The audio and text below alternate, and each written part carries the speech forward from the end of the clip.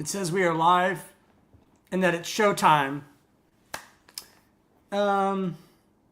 This is part 2, of course. This is Journey of an Aesthete podcast, one of our many book lunches, where we, at noon we do a live stream, or I do a live stream where we talk about, books. And this is part 2 of our jazz book series. And this is 2 books, 2 for the price of 1, or 2 episodes, 2 books. These 2 books, Why Jazz Happened by Meyers. Thank you, Laurie. Laurie is great producer, so helpful. A producer in the chat, letting us know about the audio. And look at the cover of this book. And James Kaplan, 3 Shades of Blue, Miles Davis, John Coltrane, Bill Evans, and the Lost Empire of Cool. Now, I want to say a couple of words first about book production, or rather book aesthetics, book design, because we just got through doing a series with a wonderful musician, Vivian Arts, and she created and released an album of sorts that was entirely handcrafted. She assembled musicians and played on a boat,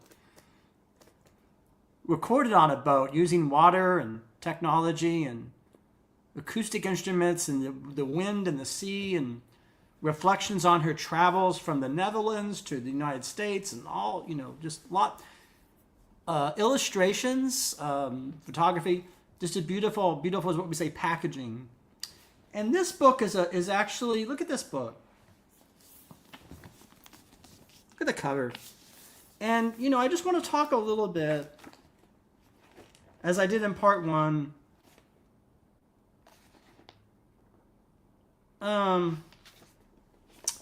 about, this.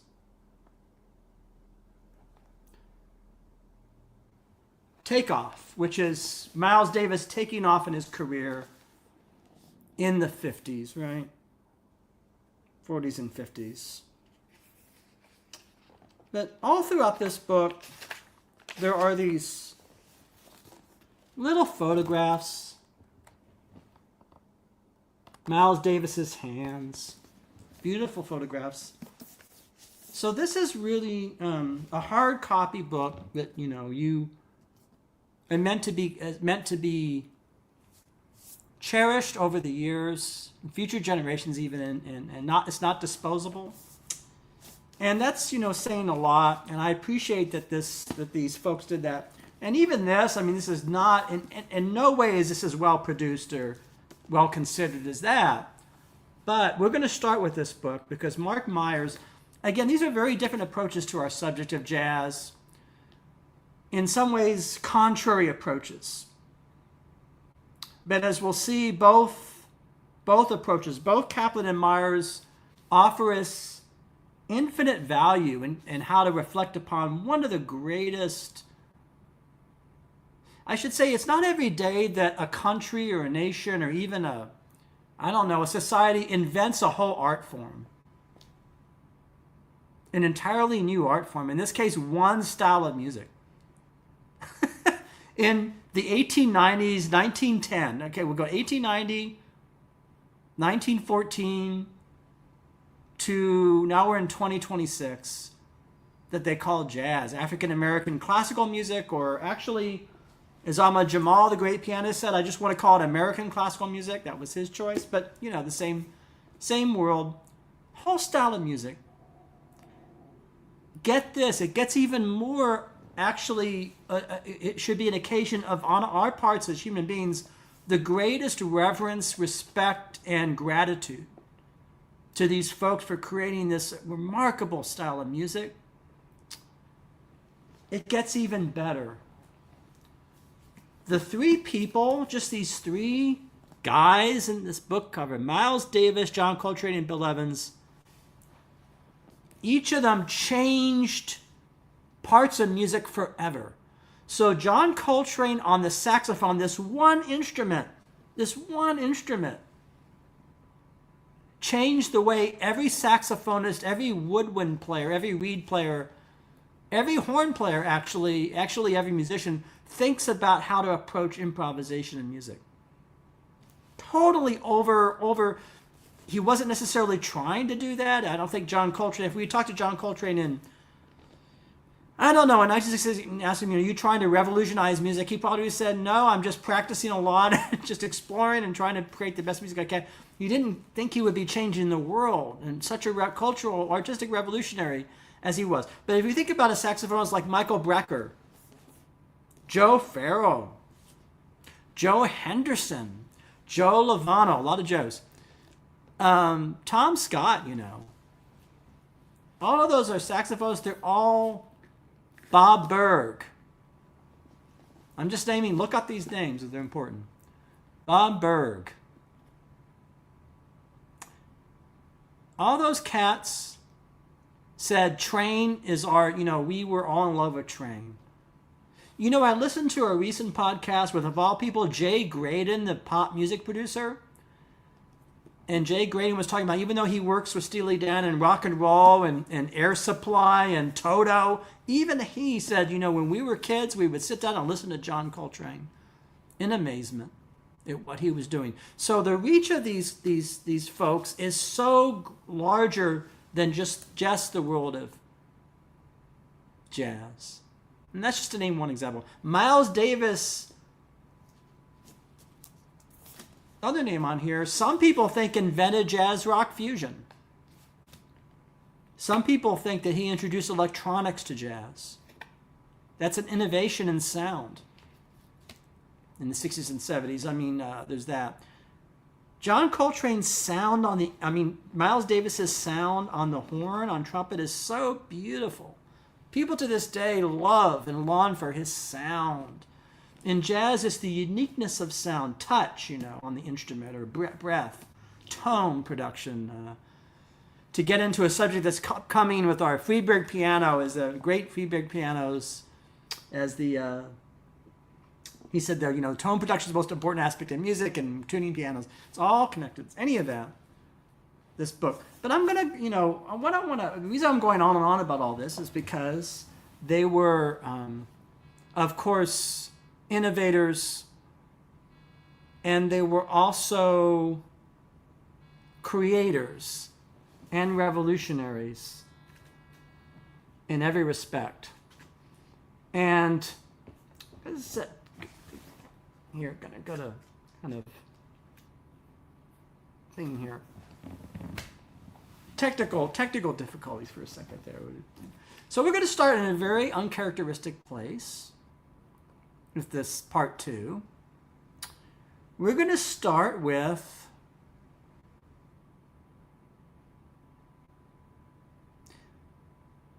the invention of rock and roll and folk, rock and roll, and vocal pop.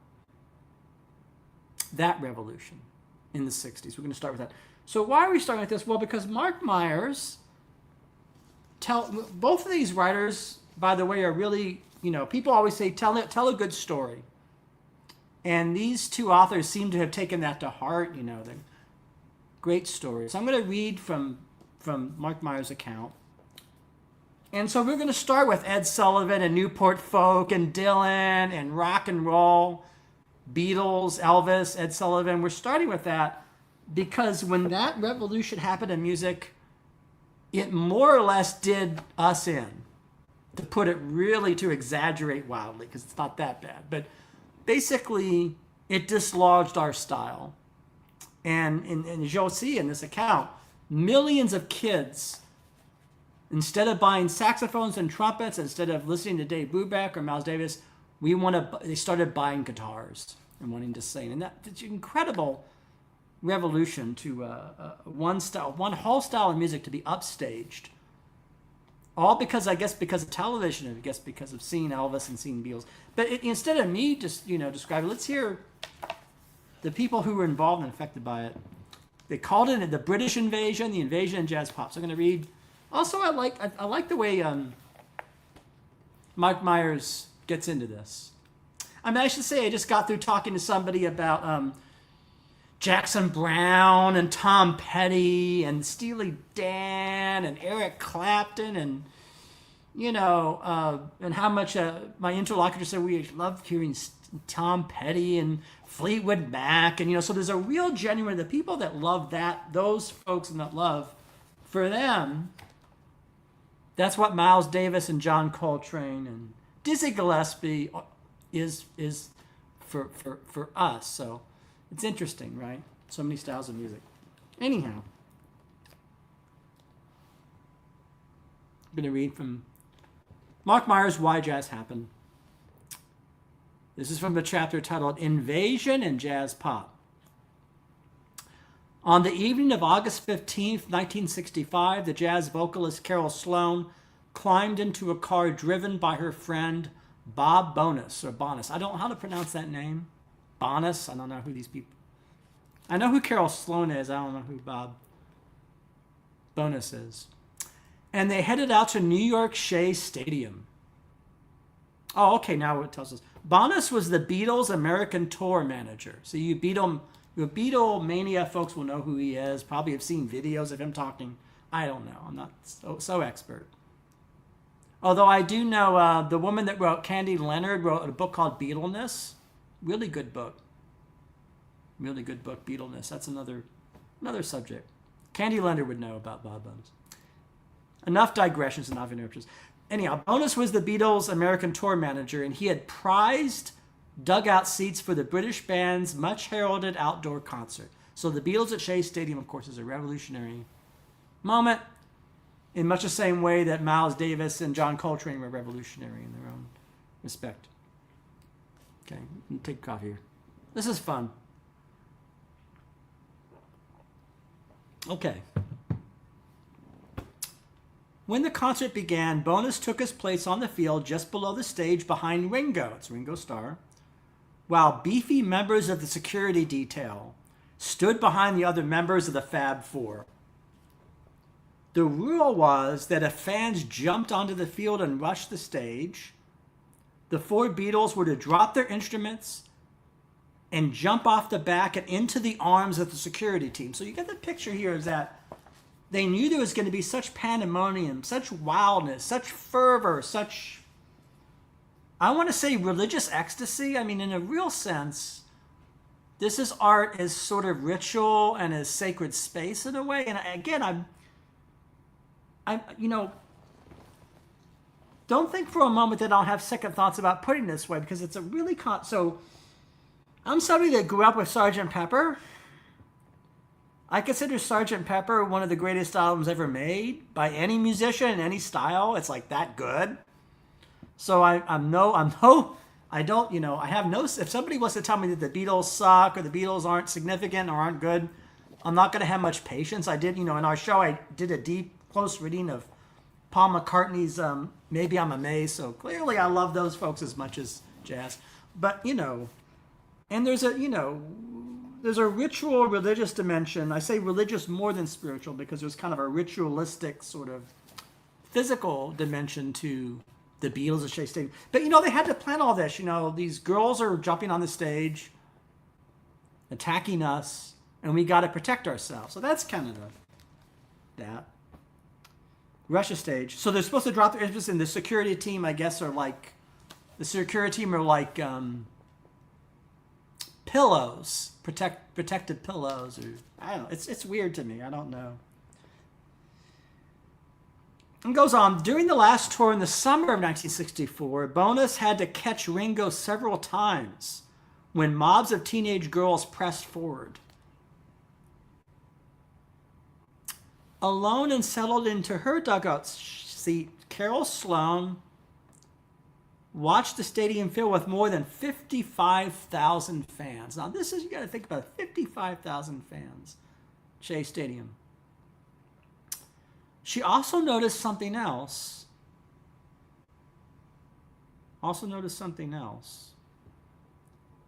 Quote, there was this steady primal screech from thousands of kids that just wouldn't end, like whoo. I can't do it here, but like almost like the sound of white noise or like a roar that doesn't end. She says, as a jazz singer, I became nauseous. She did not like this roar from the crowd, did not like it. I could see the writing on the wall with the Beatles. You could see the writing on the wall. The kids had been drifting away from jazz for years, which was our music. But by this concert in 1965, they were completely gone. And I knew they were never coming back. Meaning audience, record sales, never coming back. You could see it and you could hear it. And I should say you could feel it and experience it. In the years that followed, Sloan had to work harder to find gigs and record dates. As the Beatles and this new form of pop rock emerged and dominated radio stations and record stores. Quote, she says, I'm convinced that much of jazz's decline was directly a result of the Beatles and other rock groups. And of course, we have to include the Rolling Stones, obviously, and include, too, Bob Dylan and Newport Folk and Joan Baez and Laura Nero and all those other greats. Again, unlike Carol Sloan, I'm a jazz pianist like her, and I would love to have accompanied Carol Sloan. That would be, heaven on earth to work with Carol Sloan. But I'm putting aside that fact. The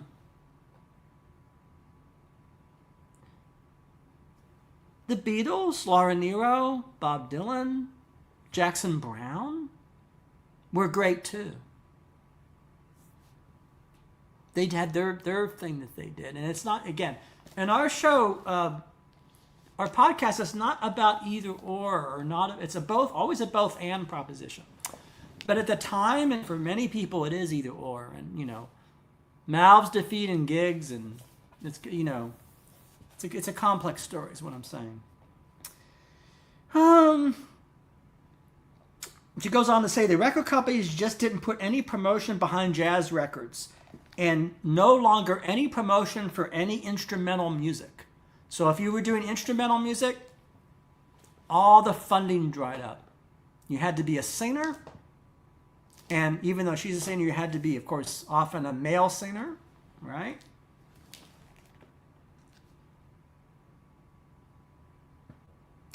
And for a singer, it was doubly hard to get a recording gig. But she goes on to say, I still had a great time. In the late 60s, I was on the Tonight Show with Johnny Carson quite a bit. I also was singing regularly at San Francisco's Hungry Eye and Mr. Kelly's in Chicago. So for those folks who don't know about music history, the Hungry Eye in San Francisco, the birthplace of the Beatniks and Ferlinghetti and Lawrence Ferlinghetti and Gregory Corso and Jack Kerouac and all that. And of course, Mr. Kelly's great jazz club in Chicago. I was very lucky to have been able to sing at those wonderful venues, but the club scene had changed. The trend by teens to pop rock away from jazz, again, that's the big thing, because, before rock, as I said, jazz was more of like kind of almost a universal music in a way. It wasn't a niche music. It was sort of what the popular music was. So that's a big deal to go from that to pop rock. It says here, Mike Meyers says here, it started in the 50s with the rise of small record labels and independent radio. So that's also interesting that this huge behemoth, this rock, began with the indies, not corporate. So there's all these paradoxical. By 1960s, baby boomers, 7.4 million, that's how many there were turning 13 and 14 years old and gravitating towards music that more closely reflected their anxieties, aspirations, and sexuality. In the years that followed, about 4 million boomers would become teens annually through 1970. High-energy rock and roll that was unleashed in 1955 and 1956 by Little Richard, Chuck Berry, Elvis Presley, and others had mushroomed into a national craze by the late 1950s. Radio and 45 RPMs became increasingly popular and personal, and competition among record labels increased. There's a lot here. So one of the things, again, I've said this before, so apologize for. One of the things I love about Mark Meyers' book is he's an historian. And, the history, one of the things about historians is that historians will keep us honest. They'll tell us that how many people were in a generation. And how many people listened to what, or didn't stop listening to what, that's the value of facts and figures and statistics. And he mentions Berry Gordy, and Berry Gordy found Tamla Records in 59, Motown in 1960. At one point, according to Berry Gordy, a white Detroit disc jockey who was moving from one home to another agreed to play Motown's records if some big bucks could help him move his furniture. Gordy sent his songwriting team of Brian Holland, Lamont Dozler, and Edward Holland Jr. to do the heavy lifting. But by late 1959, the untaxed secret cash economy of the record and radio industries caught the attention of the IRS in Congress, as they invariably always do, right? In November of 59, the House of Representatives opened formal hearings on record company payoffs to disc jockeys, revealing what went on behind the scenes in the record and radio industries. When the hearings were completed in mid-1960, the House developed anti-payola legislation. So that's the whole payola. And there were movies, goodness, when I was a child, American Hot Wax and Alan Freed, and that's what history, rock and roll, and payola. All this stuff, right? So, yeah. The bill, and President Eisenhower signed it into law. And there were penalties. So, rock and roll's reputation took a beating. So, a few minutes ago I was saying rock and roll's king. Rock and roll upstage, put out of business jazz. Yet, this is why people say history is complex. For a time, though, rock and roll took a beating. In the wake of the scandal on ASCAP, American Society of Composers, or the union there, charges that publishing, it's not a union, it's publishing companies. So there's BMI, Broadcast Music Incorporated, and ASCAP were the two songwriting companies. Public charges that rock would not have been possible without payola, a direct shot at its rival BMI, which had signed many of the genre's artists. Rock was thought to be inherently corrupt, with radio and Sirius needed policing to prevent pay-for-play advances. So this is just kind of the political economy of ASCAP, BMI, and every composer, lyricist would have to say, am I going to be with one, Broadcast Music Incorporated? Am I going to be one of these two systems or machines, you might want to say. That's the world of the historian writing about music. And of course, before that, there was all these accounts of the GI Bill and how the GI Bill taught musicians how to play their instruments. Again, another Eisenhower, Harry Truman. Speaking of Eisenhower, Harry Truman, creation, you might say. And there's little anecdotes about cool jazz. And so it's a big topic. So I just wanted to get, the feeling of Carol Sloane, this one story of a singer. Geez, who are these Beatles? I'm getting nauseous. Why is everybody screaming? Because for Carol Sloane, that's not what music performance is about. It's not about thousands of kids screaming. It's a different way of relating to... It's two fundamentally different ways of both performing songs, communicating songs, styles. So put that aside. We're going to go to James Kaplan. Now, I've said James Kaplan's book is very, as I showed visually, I guess I try to get a sense of the book. It's a very elegiac book, very romantic, very lyrical, very rhapsodic. In fact, it's so lyrical and rhapsodic, there are chapters called Outside of Time, in these photos, that I almost want to say that this, I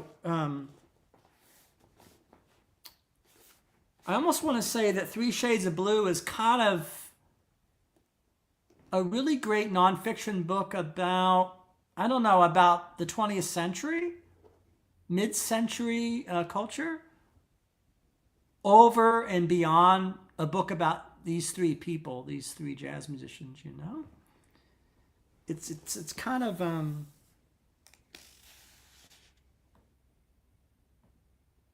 yeah. So I just want to give you, I guess, a taste of his prose then. And there's so much here. I can't possibly do all this, and I have a lot of other books to cover, in the future. And so I am giving short shrift to the book in a sense, but you should really buy it, I guess, and read it. And have it, I guess, is what I would say.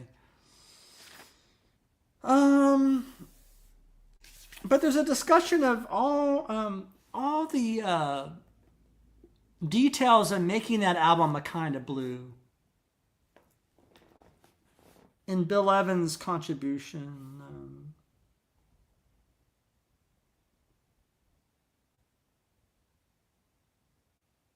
And so I'm just gonna, little snippets. So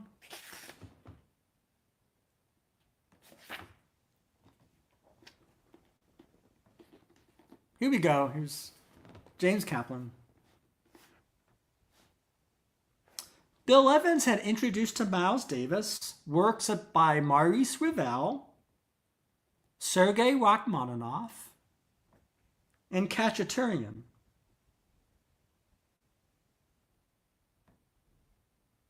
Once Davis had listened to them, they often spent hours analyzing the score. So I want you to think about this. These jazz musicians making kind of blue, or actually getting the scores of these classical composers and analyzing them together. So they're not just shooting heroin. Again, not only doing that, not only getting high, they're also doing this. They're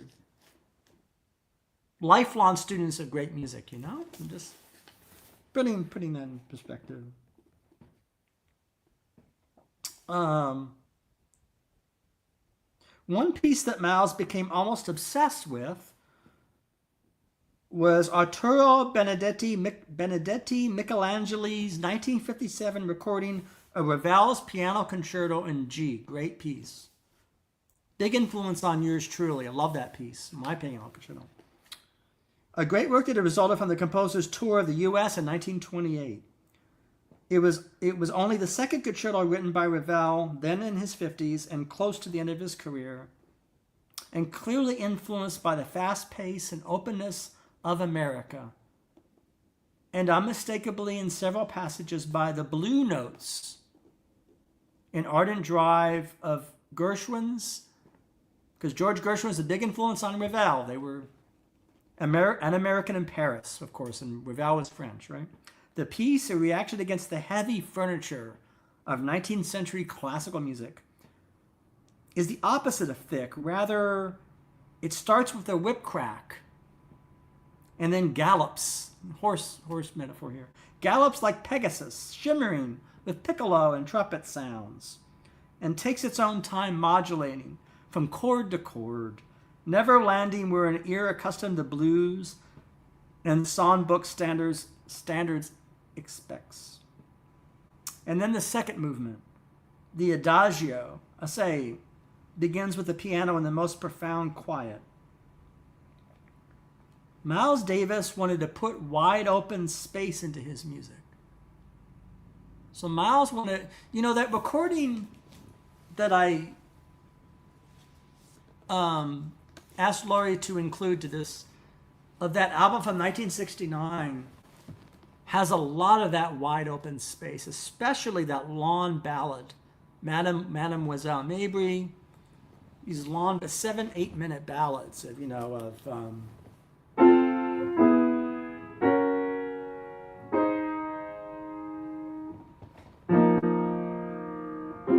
those kind of sounds.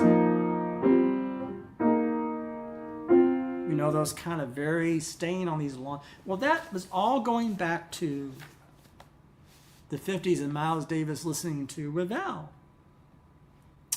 and many other influences. Miles Davis was also a fan of Stockhausen, believe it or not, the avant-garde composer Karl Heinz Stockhausen. He has all these influences. And, at the end of his life, Miles Davis loved Prince. And Prince was an enormous influence on the last period in Miles' music. And, they influenced each other. There's a recording of Prince and Miles Davis in performance together. See, artists like Miles Davis or like John Coltrane don't believe in boundaries and labels. They're not interested. They don't have any patience for this is rock. This is, except for where it affects them economically, it might, in the case of Kel Sloan. But in general, they're curious, infinitely curious about everything. And they're interested in all kinds of music, They'd be as interested in Prince as they would in Khachaturian. Yeah.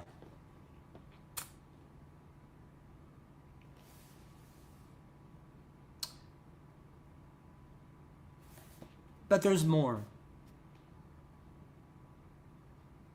I planned that album around the piano playing of Bill Evans, Miles said. If you have to call the record something, he said, call it Moe's music. Moe's music.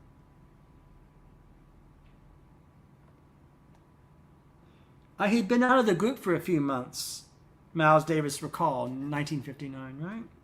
But Miles called me to make this date. Davis told Evans that the new album he had in mind would make use of some of the Western classical themes they analyzed together, along with the sound of the Mabira and the echo of those gospel voices as he walked that dark back road in Arkansas as a boy. So Miles Davis is, talking about country churches. So this is really deep.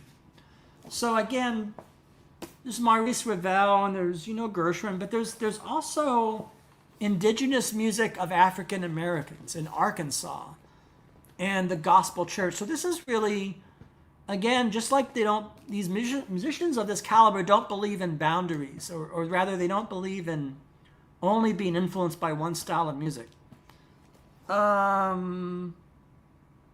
They're also influenced by rural churches and the artistry of that. And so Evans thought he knew just what Miles meant. And so they met and they started to explore, I'll sit at the piano and just play some of it. I don't want to,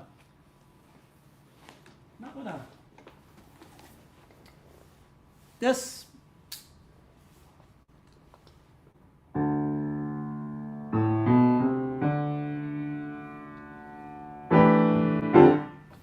of course you know what that is, right? That's the sound, but what is that sound? It's this.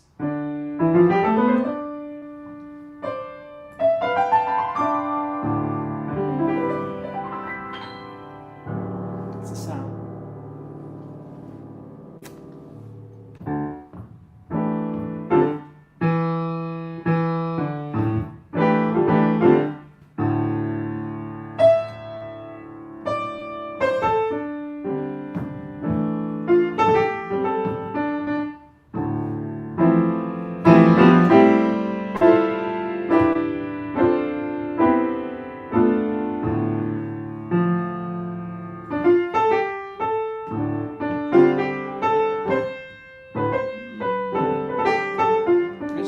That sound in your ear. That sound in your ear. Why? Because just around the corner,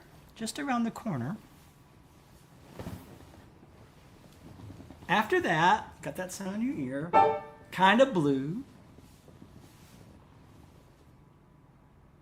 John Coltrane joins forces with McCoy Tyner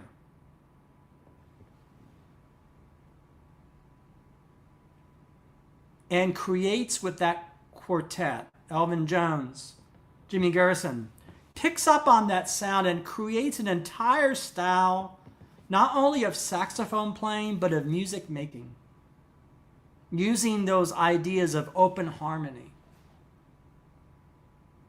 Here's an irony. There are many ironies are wonderful things. They're just, a lot of the greatest art is built out of irony, just because of the creative possibilities. So Bill Evans sort of created a lot of this kind of sound with Miles Davis on that great kind of blue. But then Bill Evans completely abandons it, gives it up. And Train and McCoy Tyner pick it up and extend it. And in his own way, Miles Davis, because Miles Davis in the early 70s continues with some of this openness, And it's often discussed, why does Bill Evans abandon it in his own playing?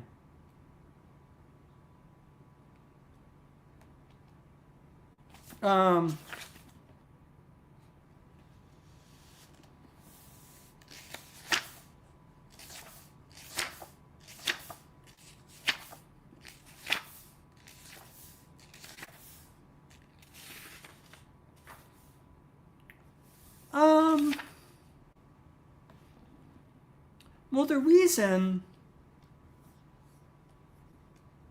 given by this author, and it's also a reason given by Kenny Werner, the pianist of all people, is that, and then also talking to other pianists, Warren Bernhardt, another great pianist, just all these, kind of that Bill Evans felt.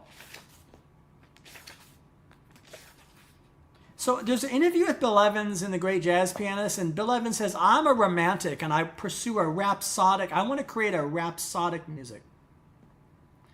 And I think Bill Evans suggested that you can't really be rhapsodic in that modal open style. That you kind of need a little more old-fashioned harmony. And so that's why I think Evans abandons that. And again, it's not about right or wrong. It's not about how, it's about what you want to do, what you want, what language you want to use. And Bill Evans went in his linguistic direction. McCoy Tyner went in his linguistic direction. And all of these folks created such wonderful music. And it really comes down to what you're in the mood to listen to, ultimately. And,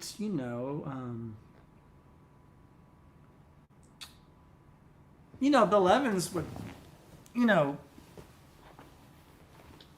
instead of this sound, which McCoy,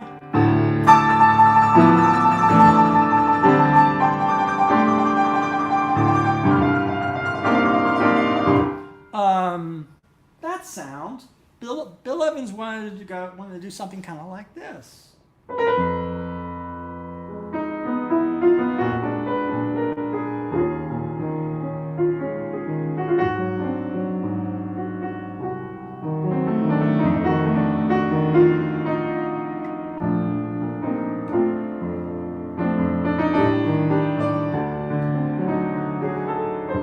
And these kind of sounds.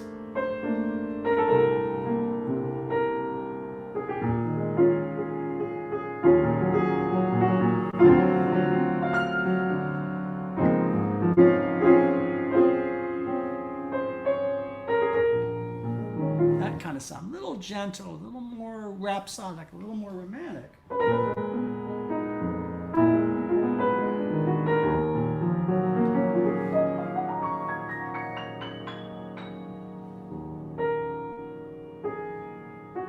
And again, I'm just giving you. This is not to I'm not doing this to caricature anybody, but just to give you a sense of the power of different languages. So that's a language unto itself. And, thinking about pianistically, the older piano styles coming out of Teddy Wilson and Art Tatum, it's like,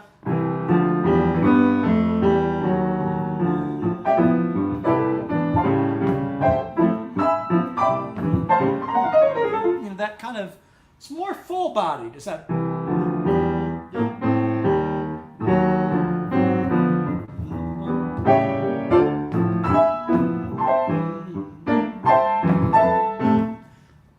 More, you call it full-bodied, fuller chords.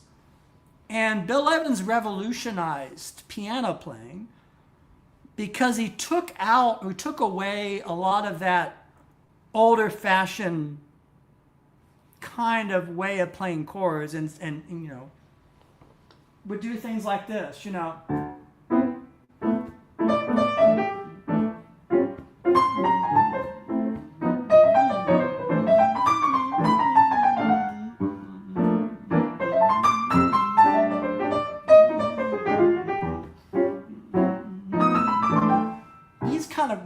These kind of very crisp, crisp gestures. And then Bill Evans revolutionizes, changes yet again, and starts doing like,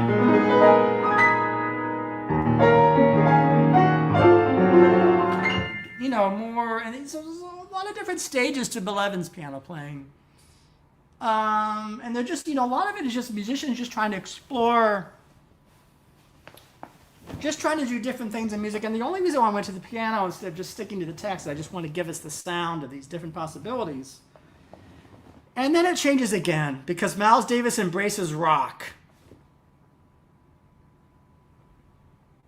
He embraces rap, hip hop, rhythm and blues, Prince, and James, there's a period of time when Miles Davis was obsessed with James Brown, and trying to do on trumpet what James Brown did, and just and it's all jazz, it's all the music.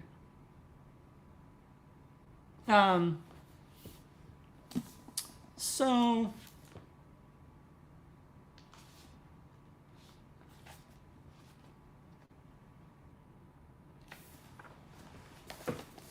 I love both these books, and there are other jazz books that can be as interesting, but these are special. These two books are special.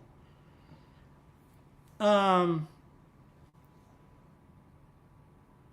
a lot of information here in this book about all three men: Coltrane, Evans, Davis. James Kaplan got to hang out with Miles Davis and talk to him.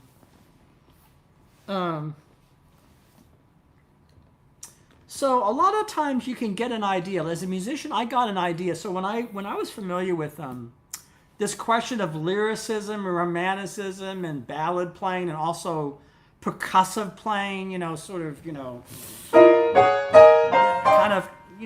thought, I've always been in my own music thinking, why does it have to be either or? What about both and? So in a lot of my music, I try to combine the romantic with the austere, or with the, I guess, unromantic together and see what happens. And that's, a lot of, I'm doing that, always doing that. I'm writing a piece now for, kind of a commission, a piece of music, and it's really, I'm using some folk rock elements in that because it's written in memory of somebody that loved some of that music. So there's, again, you never know what's going to influence you.